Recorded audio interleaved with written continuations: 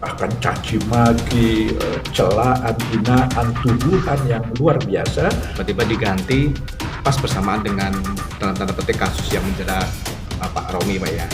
Ya kita tunggu saja apa putusan hukum melalui para hakim karena saya tidak melakukan apa yang dituduhkan itu, bagi saya tidak terlalu berat.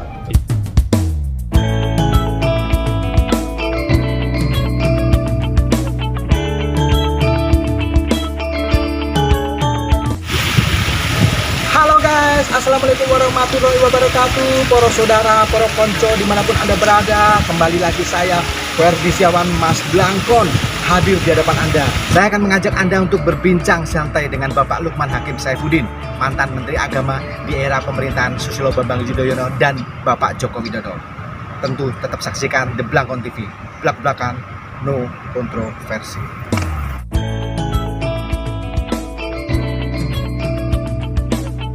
Nah, para konco, saiki aku sudah sama salah satu tokoh nasional yang cukup dikenal publik, bahkan menjadi Menteri Agama di periodenya Pak Susilo Bambang Yudhoyono dan di periodenya Bapak Joko Widodo.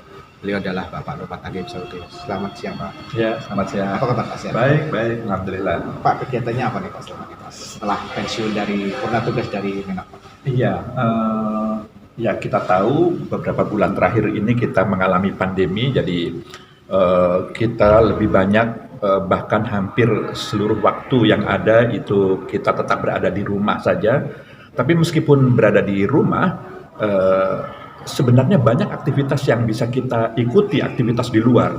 Jadi banyak sekali webinar ya, diskusi, lalu seminar, forum-forum yang melalui Zoom meeting dan atau Google Meeting itu saya ikuti. Jadi meskipun berada di rumah, tapi sebenarnya justru banyak forum-forum yang bisa diikuti, dan ini salah satu hikmah di tengah-tengah keterbatasan.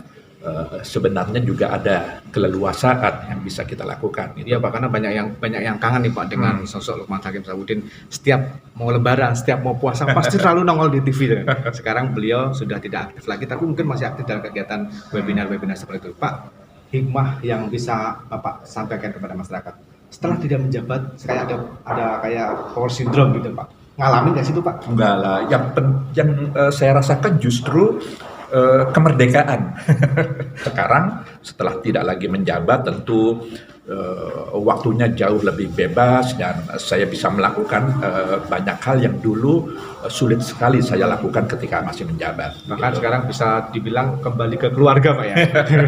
Bahkan kalau kemarin Ramadan dan puasa dan Lebaran itu menikmati sekali Pak ya, bisa kumpul keluarga. Iya. Bapak juga dikenal banyak meninggalkan legasi di Kementerian Agama. Bapak selama periode di zaman Bapak SBY dan Bapak Jokowi, Pak sebenarnya apa sih Pak perbedaan yang dirasakan di masa Pak SBY dan Pak Jokowi selama Bapak menjadi Menteri Agama Pak? Ya sebenarnya tidak ada praktis, tidak ada perbedaan yang prinsipil ya. Ketika saya ikut membantu Bapak Presiden Susilo Bambang Yudhoyono sebagai salah satu menterinya dan Pak Joko Widodo. Dua-duanya karena dalam kementerian yang sama, yaitu Kementerian Agama. Sebuah kementerian yang sangat vital dalam konteks Indonesia karena bangsa kita, masyarakat kita dikenal sebagai masyarakat yang agamis, yang sangat memegangi nilai-nilai agama. Oleh karenanya Kementerian Agama adalah institusi yang bertugas memfasilitasi, melayani kebutuhan kehidupan keagamaan setiap warga negaranya. Jadi tidak ada perbedaan yang prinsipil sebenarnya. Jadi kalau kedekatan secara komunikasi seperti itu Pak lebih dekat dan gampang ngobrol siapa Pak? Ketua PBB. Dua-duanya alhamdulillah baik Pak SBY maupun Pak Jokowi, dua-duanya adalah sosok figur yang mudah berkomunikasi. Jadi tentu dengan gaya yang berbeda ya, karena itu pembawaan karakter kepribadian, tapi dua-duanya tidak sulit untuk kita bisa berkomunikasi dengan beliau. Oke Pak, kan beberapa bulan terakhir sudah tidak menjadi Menteri Agama. Masih ada nggak Pak sesekali orang yang memanggil Bapak itu Pak Menteri gitu Pak? Itu yang saya bingung ya. Bukan bingung dalam artian saya tidak menduga, tidak menyangka, karena hampir sebagian besar kalau tidak boleh dikatakan setiap yang bertemu dengan saya, bahkan di grup WA Japrian itu masih memanggil menteri begitu. Ketika saya tanya, saya sudah bukan menteri lagi. Mereka mengatakan iya, Pak Lukman kan menteri pada tahun 2014-2019 atau lalu kemudian menteri yang ke-22 begitu. Ya sudahlah. Jadi panggilan-panggilan seperti itu sebenarnya bagi saya sudah tidak pada tempatnya karena saya sudah bukan menteri lagi begitu. Tapi masih melekat lah ya Pak ya. Itu yang saya di luar dugaan saya di luar. Oke Pak, Bapak kemarin kan banyak yang tidak menduga juga. Pak Lukman Hakim Saifuddin ini meninggalkan banyak legacy di Kementerian Agama, juga bisa dikatakan 2 periode tiba-tiba diganti pas bersamaan dengan dalam tanda petik kasus yang menjerat Pak Romi Pak ya. Apa Pak yang Bapak bisa ambil hikmah dari, apakah itu ada keterkaitan dengan itu atau seperti apa Pak? Ya, bagaimanapun saya harus bersyukur saya mendapatkan ujian, pengalaman yang sangat berharga terkait dengan adanya kasus seperti itu, dan sekarang prosesnya kan sedang berlangsung, kasusnya masih belum inkrah, artinya belum berkekuatan hukum tetap. Ya kita tunggu saja apa putusan hukum melalui para hakim yang ada. Tapi yang saya syukuri adalah lalu kemudian saya mendapatkan pengalaman baru. Bagaimana saya harus lebih banyak bersabar, bagaimana saya harus bisa lebih menata hati, bagaimana saya bisa menghadapi beragam bahkan caci maki, celaan, hinaan, tuduhan yang luar biasa. Dan buat saya tentu itu sesuatu pengalaman baru yang mudah-mudahan itu semakin ya menguatkan, melatih kesabaran saya, lalu kemudian membantu saya untuk bagaimana bisa menapaki kehidupan ke depan lebih baik begitu. Tapi saya meyakini bahwa hukum pada akhirnya akan berjalan sebagaimana mestinya begitu. Dan sempat ini juga Pak ya, sempat di keluarga sendiri sempat jadi. Oh iya, di keluarga, di mana-mana, di komunitas, di lingkungan di mana saya berada selalu ada saja, tidak hanya pertanyaan-pertanyaan, bahkan tuduhan, bahkan celaan, hinaan di sosial media sampai sekarang masih ada di Twitter. Tapi bagi saya, karena saya merasa tidak ada hal yang harus saya khawatirkan, karena saya tidak melakukan apa yang dituduhkan itu. Bagi saya tidak terlalu berat ini, tapi yang saya rasakan mungkin lebih berat adalah apa yang dirasakan oleh keluarga. Dan buat saya itu tetap ada hikmahnya karena keluarga juga akan mendapatkan pengalamannya tersendiri. Inilah konsekuensi sebagai penyelenggara negara, sebagai public figure yang harus siap sedia untuk dikritisi, untuk disoroti dari berbagai arah gitu. Nah itu Pak yang jadi di netizen itu cukup rame. Mantan Menteri Agama dulu Surya Dhamma Ali landingnya di Bui. Nah sekarang Bapak Lukman Hakim Saifuddin landing masih dalam kasusnya masih belum inkrah Pak ya. Jadi intinya kita bisa mengambil hikmah dari kasus itu bahwa posisi publik itu memang sangat-sangat bahaya Pak kalau tidak bisa mengomentari dengan baik Pak ya.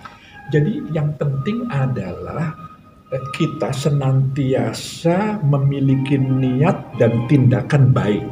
Itu prinsip dasar gitu yang diajarkan oleh orang tua saya, guru-guru saya. Selama kita berniat baik dan bertindak baik, insya Allah kita akan mencapai kepada kebaikan. Meskipun tentu dalam prosesnya ada saja pihak-pihak yang menilai kita, mengkritisi kita, bahkan karena kesalahpahaman atau karena satu dan lain hal, lalu kemudian melakukan hal-hal yang tidak sebagaimana yang kenyataannya. Tapi selama kita memiliki niat baik, selama kita melakukan tindakan-tindakan sesuai dengan ketentuan prosedural dan seterusnya, jalan saja. Ajaran agama mengatakan lakukan saja.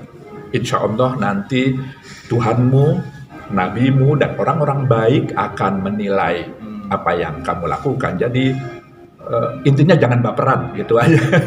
Gak usah terlalu diambil hati kritik-kritik yang tidak mendasar itu. Tapi kalau kritik itu konstruktif, tentu kita harus perhatikan. Tuh, para konco, Bapak Menteri aja bisa menyarankan Bapak Menteri, maaf, Bapak mantan Menteri, ya wajar masih dibilang Menteri ya, karena image masyarakat masih beliau itu Menteri Agama. Pesan agar jangan baperan, jika ada kritikan itu adalah hal yang wajar untuk membangun. Terakhir kali berkomunikasi dengan Bapak Presiden, Pak, apakah setelah Pak Fahrul Razi dilantik atau apa ada komunikasi yang lain, Pak? Ya terakhir tentu setelah beliau dikukuhkan lagi menjadi presiden untuk periode yang kedua sebelum pergantian kabinet begitu ya. Apa Pak yang disampaikan Pak Jokowi ketemu Bapak? Iya, intinya beliau menyampaikan apresiasi, berterima kasih telah ikut bersama-sama selama 5 tahun dalam kabinet beliau pada periode yang pertama. Dan tentu saya pun juga menyampaikan rasa syukur saya dan terima kasih saya diberikan kesempatan mengabdi kepada negara melalui pemerintahan yang beliau pimpin begitu. Oke. Sambil tentu saya memohon maaf bila ada kekurangan-kekurangan yang ada. Nah, untuk para konco, satu lagi Pak, setiap orang itu kan pasti pernah mengalami putus asa Pak ya, pernah mengalami penyesalan. Dalam perjalanan hidup Bapak dari dulu kecil terlahir dari anak seorang menteri juga Pak ya, sampai sekarang menjadi politisi dan sekarang menjadi menteri dan sekarang mungkin aktif di bidang sosial dan sebagainya. Apa sih Pak penyesalan dalam hidup Anda yang pernah Anda rasakan Pak? Dan itu menjadi titik balik Anda untuk bangkit kembali Pak?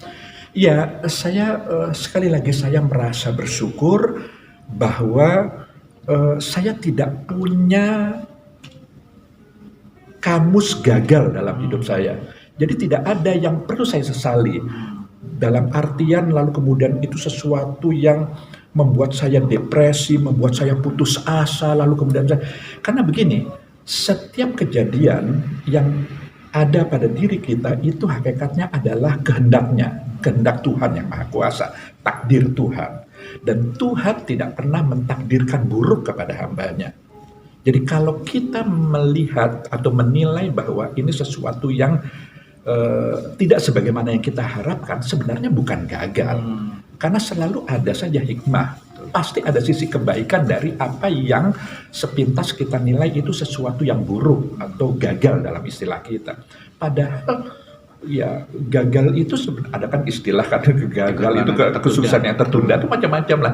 Sebenarnya orang terlambat, kenapa terlambat? Padahal dengan keterlambatan itu ada hal-hal positif yang bisa dia dapat. Jadi tergantung angle, tergantung perspektif, tergantung sudut pandang dari mana kita melihatnya. Maka itulah kenapa agama mengajarkan mari berbaik sangka.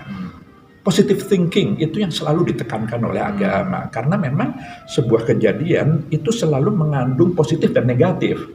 Tergantung kita melihatnya. Kalau kita melihat dari sisi yang negatif, maka hal-hal negatif itu akan kita dapat gitu. Tapi kalau kita melihatnya dari sisi positif, insya Allah hal yang positif juga yang akan kita dapat. Jadi menjawab pertanyaan Anda, ya alhamdulillah saya tidak pernah merasa putus asa.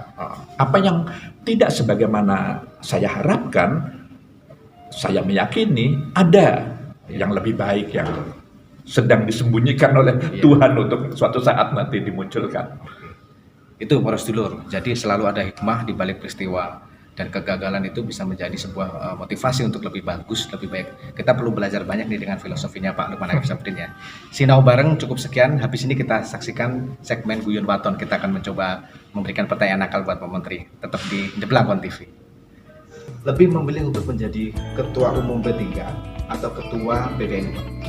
Saya lebih memilih Pak SBY itu orangnya, Pak Jokowi orangnya. Ikuti The Blangkon TV, sebuah program yang belak-belakan dan tanpa kontroversi. Kita selalu mendapat ilmu dan inspirasi.